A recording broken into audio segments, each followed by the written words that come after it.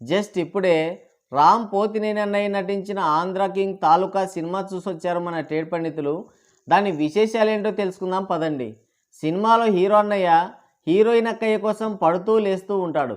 ఆయన పడే కష్టాలు పక్కన పెడితే సినిమా అయిపోయేసరికి మనం పడరాని పాటలు పడతాం. 2 గంటల 45 నిమిషాల రన్ టైం అంటే సాహసం అనే చెప్పాలి. మా సినిమా కాదు, లవ్ స్టోరీ కాదు, నో ఎక్స్పెక్టేషన్స్. సినిమా ఎలా ఉందో తెలుసుకోవాలంటే ముందు కథ వినాలి.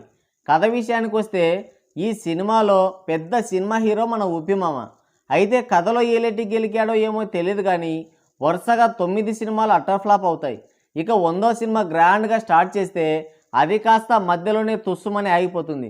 సినిమా కంప్లీట్ అవ్వాలంటే 3 కోట్లు కావాలి. దానికోసం ఎవరెవరినో దేవులాడుతుంటాడు. అయితే సడన్గా తన అకౌంట్లో 3 కోట్ల రూపాయలు జమ అవుతాయి. ఆ డబ్బు పంపింది ఎవరా అని చూస్తే తన హార్డ్ కోర్ ఫ్యాన్ అని తెలుస్తుంది. దాంతో అతను ఎవరో తెలుసుకోవాలని బయలుదేరుతాడు. ఆ వెళ్ళే దారిలో స్టోరీ ఫ్లాష్ బ్యాక్ వెళ్తుంది. హీరో రామన్నయ్య ఉప్పిమామకి వీరాభిమాని. తన సినిమాలు చూసి బాగా ఇన్స్పైర్ అయి ఉంటాడు. తన సినిమాలంటే పిచ్చి. అసోసియేషన్ ప్రెసిడెంట్గా కూడా ఉంటాడు. ఒకసారి తన హీరో సినిమా అనుకున్న టైంకి రిలీజ్ కాకపోతే థియేటర్ పైన రాళ్ళేస్తాడు. అక్కడే హీరోయిన్ అక్కయ్యని చూసి లవ్లో పడతాడు. ఇక హీరో కాబట్టి ఆమె కూడా తిరిగి లవ్ చేస్తుంది. ఆ విషయం హీరోయిన్ వాళ్ళ నాన్నకి తెలిసి రామన్నయ్యని ఇరగదీస్తాడు. అప్పుడే రామన్నయ్య ఒక సవాల్ విసురుతాడు. పెద్ద థియేటర్ కట్టిస్తాను, నా హీరో సినిమాని అందులోనే ఆడిస్తాను, అప్పుడే నీ కూతుర్ని పెళ్లి చేసుకుంటా అని సవాల్ విసురుతాడు. అక్కడితో ఇంటర్వెల్. నేను చాలా సింపుల్గా ఈజీగా చెప్పాను కానీ థియేటర్లో ఈ టైంకి సవాళ్ళు వేస్తాయి. ఇంటర్వెల్కే సినిమా అయిపోయిన ఫీలింగ్ వస్తుంది. ఎరక్కపోయి ఇరుక్కుపోయామా అన్న ఫీలింగ్ కూడా వస్తుంది. ఆ ఆలోచనలో పడి ఉచ్చపోసుకోవడం కూడా మర్చిపోతాం. ఈ గ్యాప్లో సెకండ్ హాఫ్ కూడా స్టార్ట్ అయిపోతుంది. ఇక సెకండ్ హాఫ్లో రామన్నయ్య చిన్న గుడ్డ కట్టి సినిమాలాడించి ఇసుక అమ్మి ఏవేవో చేసి డబ్బు సంపాదించి సినిమా హాల్ అయితే కట్టేస్తాడు. సినిమా డిస్ట్రిబ్యూషన్ కోసం అని వెళ్తే అక్కడ తన అభిమాన హీరో 100వ సినిమా ఆగిపోయిందని తెలిసి తన హాల్ని అమ్మేసి ఆ 3 కోట్ల రూపాయలు వేసేస్తాడు. అది జరిగిన కథ. లాస్ట్కి ఆ హీరోని సినిమా హీరో ఉపేంద్ర కలిసి అభినందించి ఆలింగనం చేసుకుని థ్యాంక్స్ కూడా చెప్తాడు. అక్కడితో సినిమా అయిపోతుంది.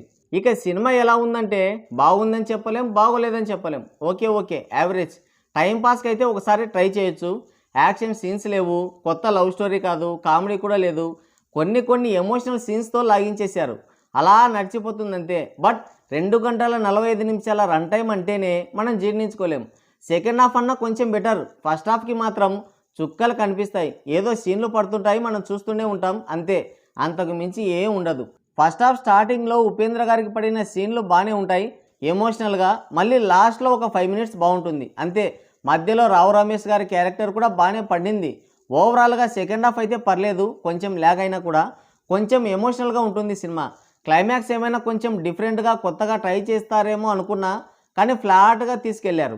సాంగ్స్ బాగోలేవు, టెక్నికల్గా బాగుంది. హీరో రామన్నయ్య 1 మ్యాన్ షో చేశాడు. మళ్ళీ లవర్ బాయ్గా కనిపించాడు. ఆ లుక్ అండ్ గెటప్, ఆ క్యారెక్టర్ చాలా బాగుంది. ఇక ప్రీవియస్ మూవీస్తో పోలిస్తే భాగ్యశ్రీ క్యారెక్టర్ కొంచెం బెటర్ అనే చెప్పాలి. ఇక ఉపేంద్ర, రావు రమేష్, సత్య ఈ సినిమాకి బాగా హెల్ప్ అయ్యారు. ఉన్నంతలో డీసెంట్ యాక్టింగ్ అనే చెప్పాలి. సినిమా అయితే ఓకే. ఓవరాల్గా చెప్పేది ఏంటంటే సినిమాని ఒకసారి అయితే ట్రై చేయొచ్చు కానీ మరీ బాగుందని చెప్పలేం.